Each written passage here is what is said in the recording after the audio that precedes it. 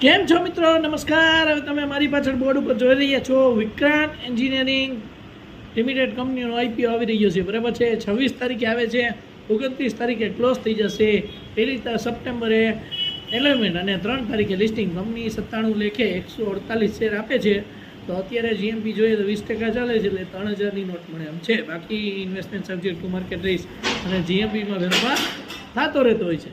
હવે આપણે કંપનીની વાત કરીએ તો કંપની કામ શું કરે છે, તો કે કંપની ઇન્કોર્પોરેટ 2008માં થઈ હતી, બરાબર. વિક્રાંત એન્જિનિયરિંગ પ્રોડક્ટ કન્સ્ટ્રક્શન બરાબર કંપની છે, જે power transmission distribution high voltage જે બધી વીજળી જતી હોય એને બધા કામ કરે છે, બરાબર છે. આપણા ઘરમાં જે વીજળી આવતી સોલાર સાથે સંકળાયેલી છે.